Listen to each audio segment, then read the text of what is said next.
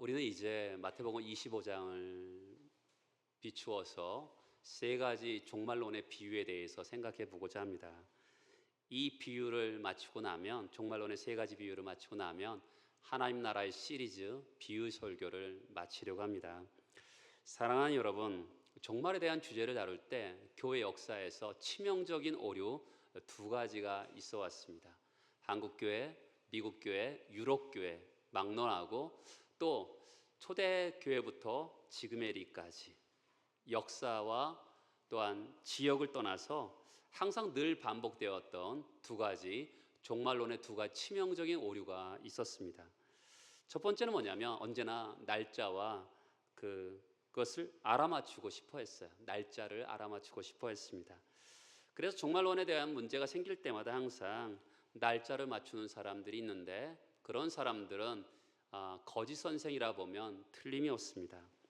예수께서도 그날과 그때는 알지 못한다고 말씀하셨습니다.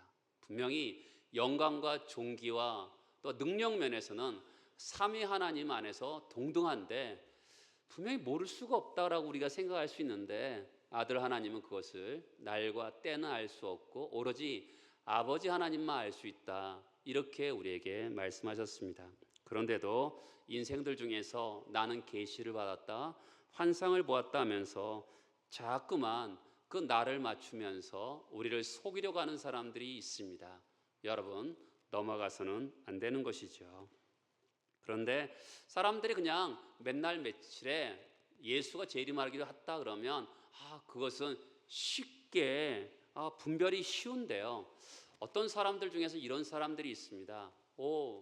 내가 죽을 병에 걸렸는데 갑자기 내가 병이 났었어요.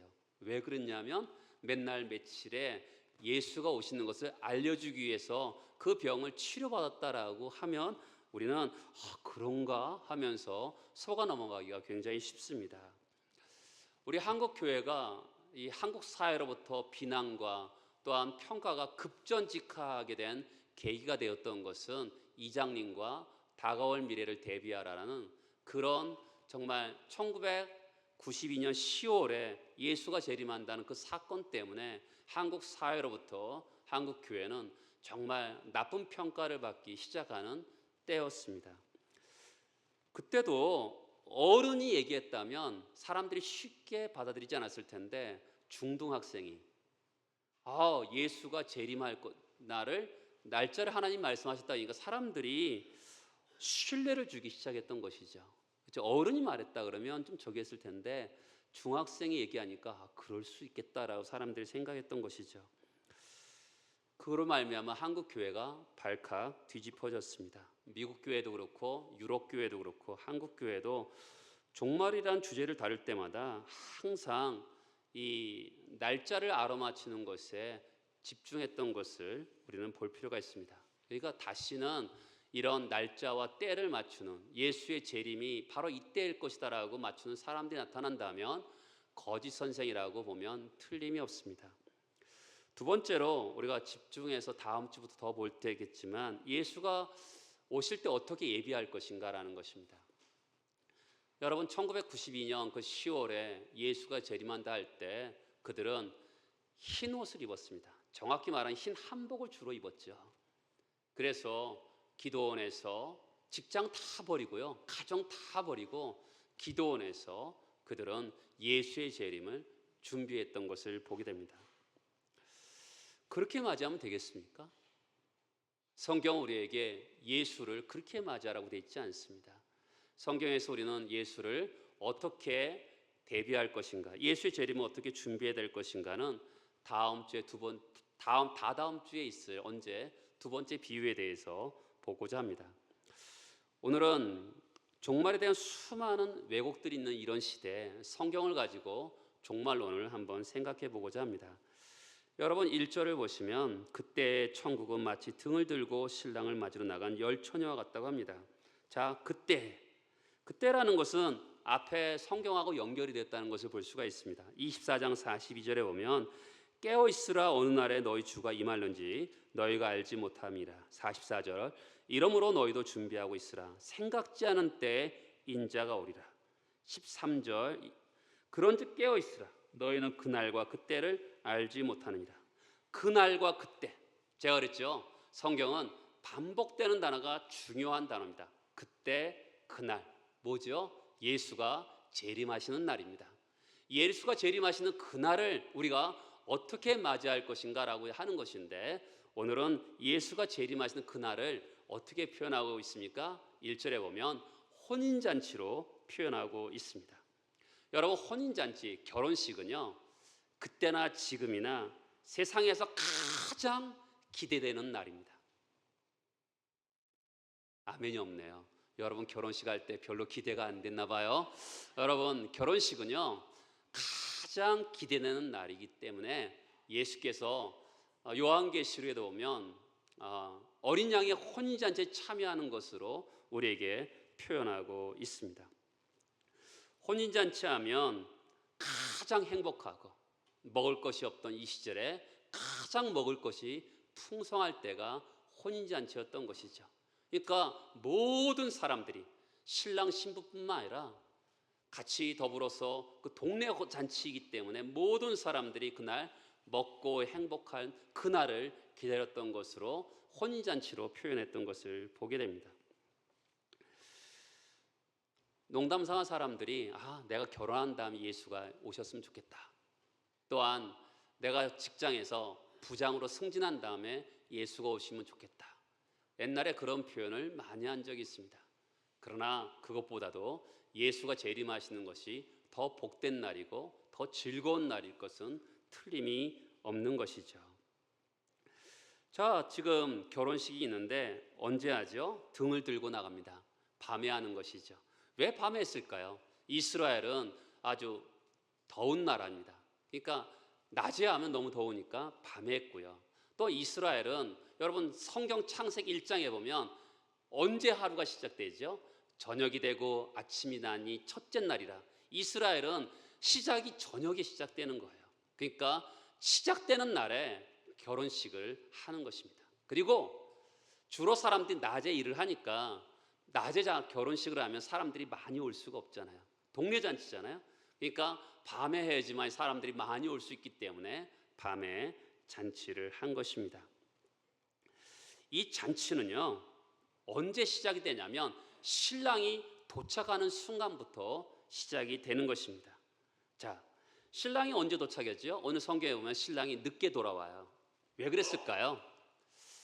우리도 함자비가 있었잖아요. 함자비가 있는데 함자비가 젊은 20대 친구들은 잘 모를 수 있는데 함자비들이 우리 옛날에는 결혼식 워낙 많이 하니까 함자비들을 자주 봐요. 돈을 조금 주면 움직이지도 않습니다. 움직이지도 않고 그 조금 가는 길을 아주 계단을 올라갈 때마다 돈을 더 주지 않으면 꿈쩍도 하지 않아요. 그러니까 하나의 어떤 형식이죠.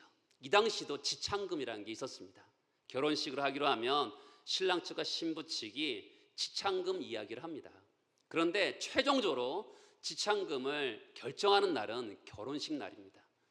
그러니까 신랑이 밤중에 오는데 지창금을 신랑 측과 신부 측이 서로 이야기하는데 이게 쉽지 않을 수가 있잖아요.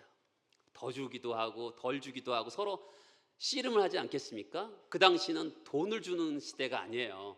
주로 짐승이나 이런 것을 주면서 지창금을 결정하는 시기였기 때문에 얼마나 서로 이게 막 싸움이 있었겠습니까? 서로 결정을 했어요. 근데 결정하는데 지창금을 결정하는데 마음이 서운해요. 그러면 일찍 갈 것도 늦게 가겠죠. 그럼 사람이란 마음이 그런 거 아니겠습니까? 그렇게 가는데 바로 지금 신랑이 도착을 합니다. 신랑이 도착했다 그러는 거죠.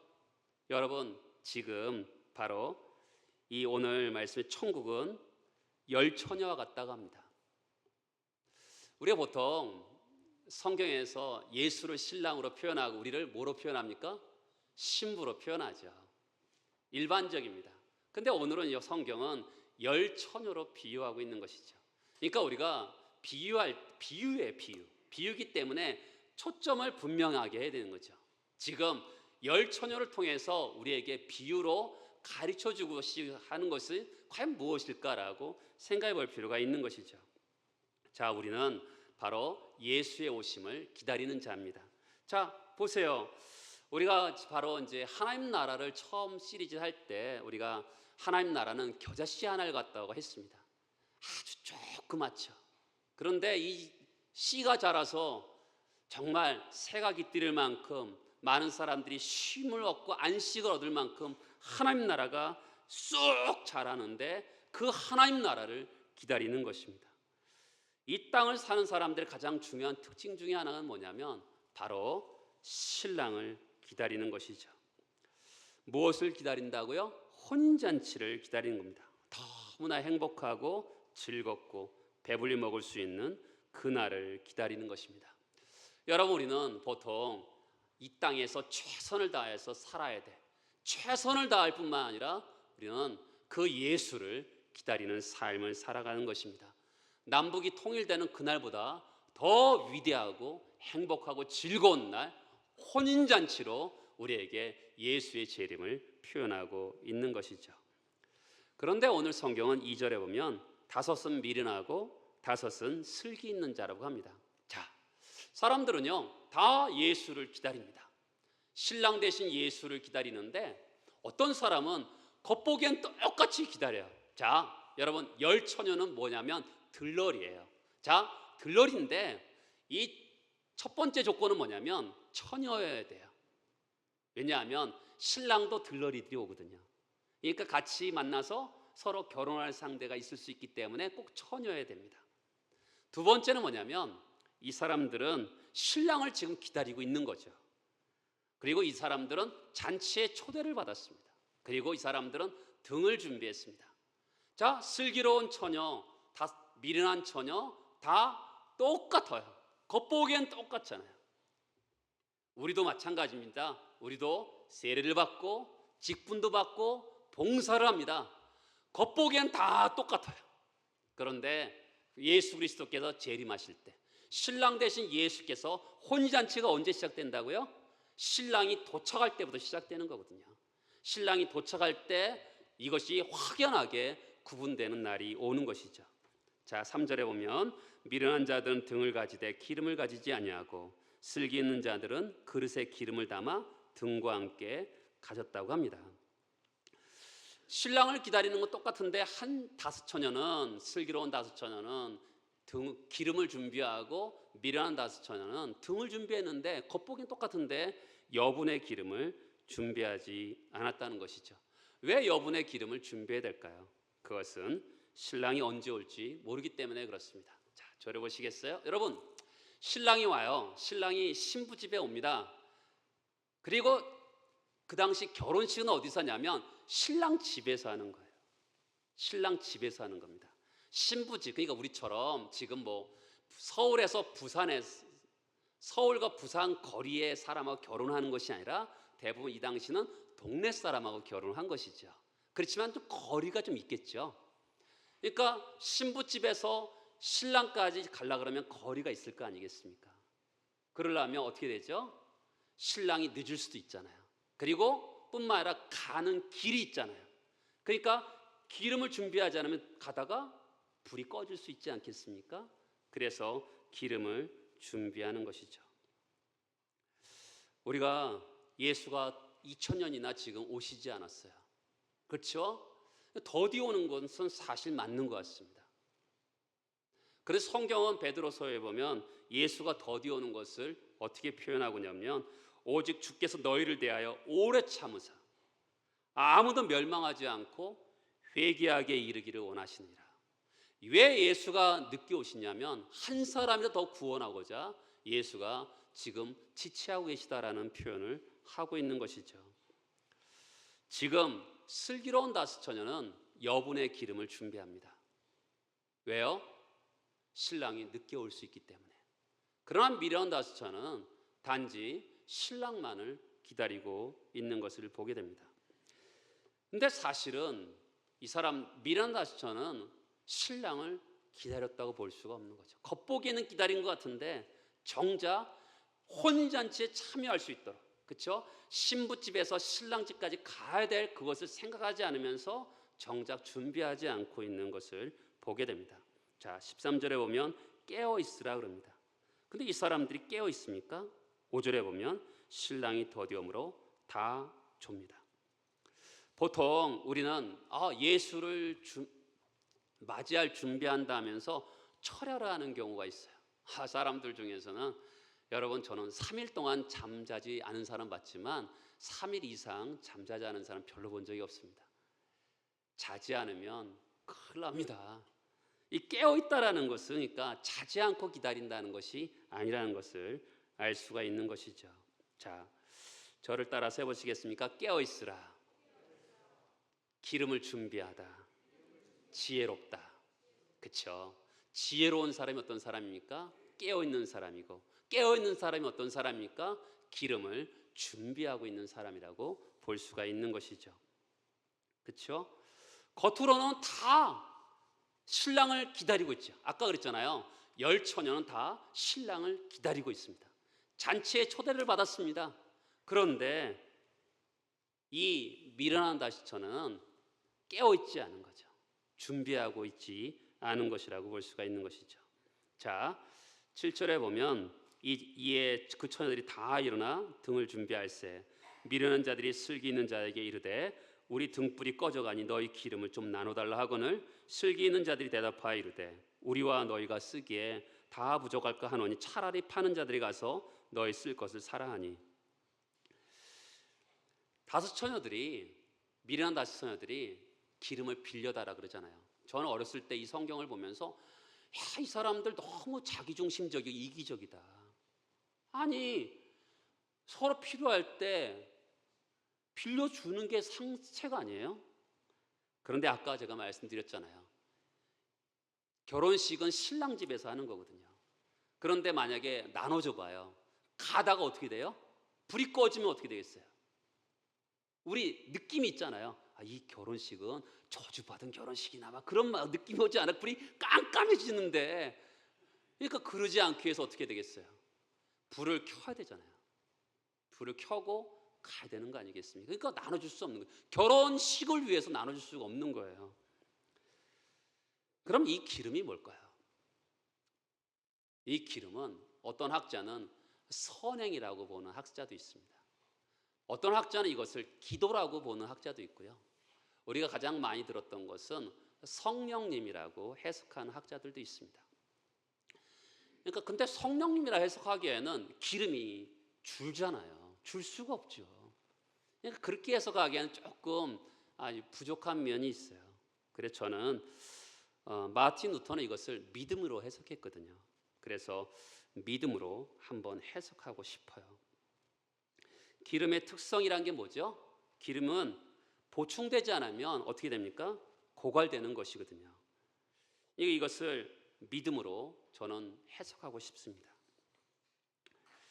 예수 그리스도를 영접함을 통해서 우리 하나님 나라 안으로 어떻게 들어가죠? 믿음으로 들어가는 것이죠. 그렇죠? 믿음으로 시작합니다. 구원받는 것은 믿음으로 받는 것입니다. 그렇죠? 우리가 이제 종종 어렸을 때 남편들이 예수 안 믿을 때 나는 아내 치마 가랑이 붙잡고 천국 가겠다는 분들이 많았어요. 제가 그분들도 사실 많이 봤습니다. 근데 여러분, 믿음은 자기의 믿음이죠. 남의 믿음이 아니잖아요. 남의 믿음으로 절대로 천국 갈 수가 없죠. 하나님은 우리가 다 하나님이자라 그러잖아요. 어느 날 제가 예전에도 말씀드렸지만 할아버지가 손자가 자기 아들이 하나님 아버지 그러니까 아버지가 그러면 자기랑 사촌인 것 같더래 하나님이. 그러니까 사촌 하나님 그랬다 그러잖아요. 그런 건 없잖아요. 다 각자의 믿음으로 하나님을 영접하고 가는 것이죠. 우리가 인생을 살다 보면 어려움이 닥치기도 합니다. 환난과 풍파가 닥치지만 엄마가 아빠가 어느 정도 도와줄 수 있지만 커면 각자가 알아서 견뎌내야 되는 것이 인생 아니겠습니까?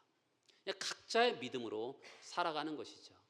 믿음이라는 것은 내세를 위해서도 믿음이 있지만 현세에서도 믿음이 필요한 거죠. 믿음이 없으면 하나님을 기쁘시게 하지 못한다 그러잖아요. 그렇죠? 우리는 지금의 이 세상에서도 믿음이 필요한 인생을 살아갑니다.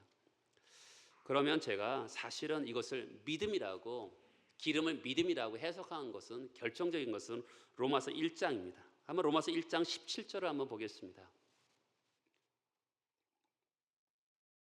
로마서 1장 17절에 보면 이렇게 되어 있습니다. 복음에는 하나님의 의가 나타나서 어떻게 됩니까? 믿음으로 믿음에 이르게 한다는 표현이 나옵니다. 따라서 해보시겠습니까? 믿음으로 믿음에 이르게 한다. 여러분, 첫 번째 믿음은 우리가 구원받는 믿음이겠죠. 근데 믿음에 이르게 한다라는 표현이 중요하죠. 그러니까 우리가 신앙생활은 어떻게 하는 거죠? 계속적으로 믿어 순종하는 생활이 신앙생활인 것이죠. 분명히 우리는 귀한 믿음으로 천국 안으로 들어갑니다. 그때부터 우리는 믿음을 사용하며 사는 것이죠. 계속적으로 우리는 믿음을 사용하며 사는 것입니다. 분명히 하나님 나라의 첫걸음은 믿음으로 시작합니다. 그러나 그것이 끝이 아니죠. 그 믿음을 사용하는 거죠. 믿음에서 믿음으로 이르게 하는 것이죠. 그러니까 그 믿음이 계속적으로 타오를 수 있도록, 새로워질 수 있도록 계속적으로 믿음을 공급하면서 살아가는 것입니다. 여러분, 하나의 예를 들어보겠습니다. 우리는 정말 사랑하는 여자, 사랑하는 남자를 만나서 결혼식을 합니다. 그러면 정말 인생이 행복하고 좋은 일만 있을 것 같았습니다. 그런데 살아보다 보면 그렇지 않을 때도 굉장히 많습니다. 그럴 때 우리는 한번 기억해 봅니다. 결혼식 때를 생각해 보고 또한 교제할 때를 생각해 보면서 내가 그때 정말 사랑했었지 라고 생각해 봅니다. 그러면서 사랑이 새로워지는 거거든요. 사랑이 공급이 되는 겁니다. 그러면서 결혼 생활을 해나가는 거죠. 서로 헤어지지 않고, 그렇죠? 처음 사랑을 받았던 그 사랑을 가지고 계속적으로 사랑이 새로워지면서 사랑이 공급되어지면서 결혼 생활을 이어가는 것이죠. 그런 것처럼 우리가 믿음이라는 것은 신앙생활의 첫걸음입니다. 예수 그리스도가 재림하실 때 혼인잔치에 이를 때까지 우리는 믿음의 생활을 하는 것입니다. 예수 그리스도를 나의 구세주로 믿음을 통해서 우리는 신앙생활의 첫걸음을 하는 것이죠. 그런데 그 믿음이 세상의 풍파와 세상의 어려운 가운데 속에서 믿음이 약해지지 않도록 계속적으로 믿음을 공급받고, 믿음이 선물이잖아요. 믿음을 채워나가면서 하나님이 주신 선물을 받아가면서 이 세상에 신앙생활을 해나가는 것이죠. 유혹이 있고 시련이 있고 그 어려움이 있다 하더라도 믿음의 담력이 약해지지 않도록 새로워지면서 생활하는 것이, 그런 과정이 필요한 것입니다. 다시 한번 말씀드리지만 여러분들, 믿음은 이 내세만 있는 것이 필요한 것이 아니라 오늘 현세에서도 믿음 생활이 필요한 것이죠. 믿음이 있어야지만이 하나님 나라를 기다리는 자로서 살아갈 수 있게 되는 것입니다. 여러분, 저는 여러분들에게 항상 부탁드리고 싶은 것은 예배에 빠지지 말라고 부탁드리고 싶습니다. 예배에 목숨을 걸라고 부탁을 드리고 싶어요. 왜냐하면 예전에도 한번 말씀드렸지만 우리가 예배에 한 3번 정도 빠지면 사실 신앙이 내가 예수를 믿었던 게 맞나 이런 생각이 들 때가 있어요. 여러분은 안 그러십니까? 우리 코로나 때 겪어봤잖아요. 교회를 안 나오면 한 3번 정도 안 나오면요, 교회 나오고 싶은 마음 하나도 들지 않습니다.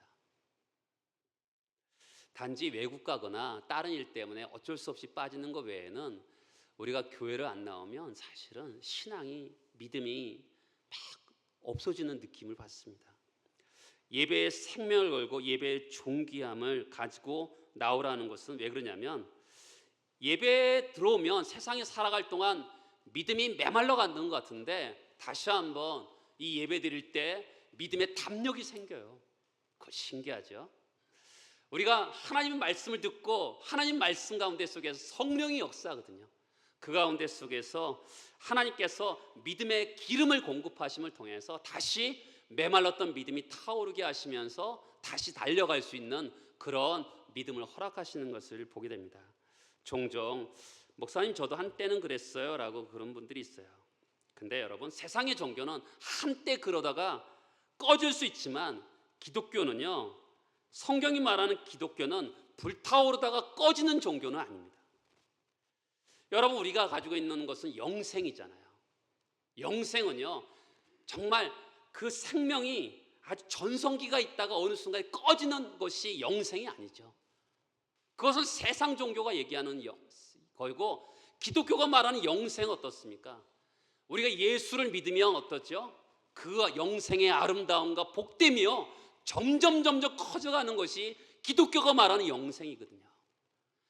한참 자라다가 소멸하는 것이 영생이 아니거든요. 그렇기 때문에 우리가 기독교 같은 은혜를 받으면요, 옛날에 은혜를 받았다, 근데 지금은 은혜가 소멸되었다, 그 사람의 믿음은요 사실 가짜일 수가 있어요. 제가 예전에 말씀드렸죠. 비유해서 그 씨를 뿌릴 때 길가봐, 돌짝밭, 가시떨기밭이 있는데, 만약에 그런 분들 옛날에 은혜 받았는데 지금은 없다, 그런 분들은 길가밭이고 돌짝밭일 수가 있는 거죠. 그렇죠? 결국은 다 타버리고 없는 거죠. 성경이 말하는 밭은 좋은 밭이거든요. 좋은 밭이어야지 30배, 60배, 100배 열매를 맺는 거 아니겠습니까? 어떤 시련이 와도, 그렇죠? 어떤 어려움이 와도 인내하며 결실을 맺는 것이라고 누가복음에 말을 하는 것이잖아요. 성경이 말하는 기독교의 종교는요, 어떤 어려움이 와도 죽음아 닥쳐라, 사탄아 오너라, 무섭지 않다, 그게 기독교가 말하는 생명의 종교잖아요. 영생의 종교거든요. 어떤 어려움이 와도 나에게 있는 영생, 그것은 빼앗길 수 없는 거고, 나에게 있는 이 믿음은 절대로 빼앗길 수 없는 거거든요. 누가 빼앗아 갈 수 있겠어요? 생명의 종교가 나한테 있는데 누가 나한테 갖고 갈 수 있겠습니까? 주님이 지체하니까 마음이 상할 수는 있어요.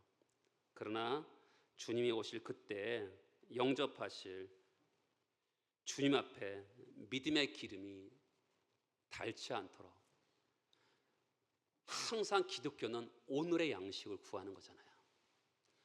어제의 믿음이 아니라 오늘의 믿음을 구하고, 오늘의 믿음이 아니라 또 내일의 믿음을 구하는 것이 기독교이죠. 그러니까 그러면 어떻게 되겠습니까? 오늘의 믿음을 구하기 때문에 우리는 그 기름이 닳지 않습니다. 주님의 오심을 목마르게 사모하면서 믿음으로 우리는 신앙의 여정을 가는 것이죠. 우리는 예수의 종말을, 예수의 오심을 기다리는 사람입니다. 사실은 그날과 그 사건을 기다리는 것이 아니라 정확히 말하면 예수를 기다리는 것이죠. 그분을 기다리는 것입니다. 그분이 오셨는데 벌써 오셨어요 그러면 얼마나 서운하겠어요. 그렇죠? 정말 왜 이제 오셨어요 라고 하면서 정말 기다렸어야 하면서 그러면 예수님이 얼마나 좋아하겠습니까? 여러분, 하늘 위에 땅 아래 예수보다 좋은 것이 뭐가 있겠습니까? 우리가 하고 있는 중요하고 복된 일보다, 어떤 일보다 중요한 것이 예수가 오시는 그 잔치, 혼인잔치 초대하는 것보다 더 중요한 것이 뭐가 있겠습니까? 여러분, 그런 것이 정말 깨어있는 것은 뭐라고요? 주님을 기다리는 것입니다. 두 번째 중요한 것은 뭐냐면 10절입니다. 오늘 말씀 10절에 보면 그들이 사러 간 사이에 신랑이 오므로 준비하였던 자들은 함께 혼인잔치에 들어가고 문은 닫힌지라. 그 후에 남은 처녀들이 와서 이르되 주여 주여 우리에게 열어주소서. 대답하여 이르되 진실로 너에게 이르노니 내가 너희를 알지 못하였느니라. 여러분, 주님을 사모하는 것은, 준비하는 것은 언제입니까? 지금이죠. 문이 닫혔잖아요. 왜냐하면 이 당시는 결혼식을 하면 문을 닫아버린다 그래요. 더 이상 사람들이 닫아버리면 들어갈 수가 없다 그럽니다. 나올 수는 있대요. 들어갈 수 없어요. 왜냐하면 이 당시에 강도들이 많아서 이렇게 사람들이 많잖아요. 그리고 수많은 음식과 수많은 것들이 그 안에 다 있기 때문에 문을 닫아버렸다 그래요. 그런 것을 표현하는 거죠. 그러면 우리가 준비해야 되는 것은 언제죠? 기회가 있을 수 있는 지금에 해야 되는 거죠. 생명 안으로 들어갈 수 있는 보배로운 믿음을 가져야 하는데 언제 가져야 되죠? 지금 가져야 되는 거죠. 언제나 가능할 것처럼 생각하면 안 됩니다. 그렇죠? 우리가 언제나 원해도 내가 믿어줄게 나중에, 그건 안 돼요. 지금 믿는 거죠. 예수께서 한 영혼이라도 주의 품에 돌아오기를 기다리면서 지체하고 있는 지금, 생명의 안으로 들어가는 그 살아있는 믿음을 지금 가져야지만이 되는 것이죠. 여러분, 종종 사람들이 예수가 오실 때가 되지 않았다 하는 분들이 있는데 저는 절대로 동의하지 않습니다. 예수가 오실 때가 된 거죠. 지금 예수가 오실 때가 보입니까? 저는 보인다고 생각합니다. 예수가 오실 때가 되었죠. 성경이 말하는 종말은 언제죠? 예수가 이미 오신 때부터 예수가 재림하시는 그 사이가 종말이에요. 지금 우리는 종말의 시간을 당하고 있거든요. 이때가 언제입니까? 믿음을 가지고 생활할 때이죠. 살아있는 믿음으로 그 생명 안으로 들어가야 되는 믿음을 가질 때인 것입니다. 여러분, 그분이 딱 오셔서 보실 거죠. 놀라운 것은 다 10명의 처녀가 신랑을 기다렸는데 5명의 처녀는 형식적으로 기다린 것이죠. 결국 혼인잔치에 들어가지 못하게 됩니다. 또한 슬기로운 5처녀는 깨어있고 지혜롭고 준비했던 것이죠. 생명의 믿음을 가지고 그들이 준비했기 때문에 혼인잔치에 들어갈 수 있었던 것입니다. 여러분, 우리가 이 세상을 살아가면서 가장 좋은 세상은 언제일까요? 그것은 바로 하나님 나라입니다. 성경은 하나님 나라로 얘기합니다. 거기는 죽음도 없고 눈물도 없고 슬픔도 없는 곳이에요. 저는 장례식 때마다 외칩니다. 거기는 눈물이 없습니다. 거기는 슬픔이 없습니다. 거기는 아픔이 없습니다. 왜요? 이 땅은 아무리 좋아 보여도 먹는 것이 풍성해지고 정말 좋은 집에 산다 하더라도 질고와 아픔이 있는 세상입니다. 그러나 하나님 나라는 거기는 아픔이 없고 질고도 없고 슬픔도 없는 곳이기 때문에 가장 좋은 나라가 하나님 나라인 것이죠. 미국에 가도 유럽에 가도 그 나라보다 더 좋은 나라는 하나님 나라인 것이죠. 여러분, 그분을 사모하고 준비하고 있습니까? 살아있는 믿음에 서 있습니까? 그분을 맞이할 생명 있는 믿음을 가지고 있습니까? 믿음에 서서 주의 오심을 사모하고 주님이 오실 때 감격적으로 그분을 맞이하면서 혼인잔치에 들어가는 저와 여러분 되시길 축복합니다. 다 같이 일어나셔서 기도하시겠습니다.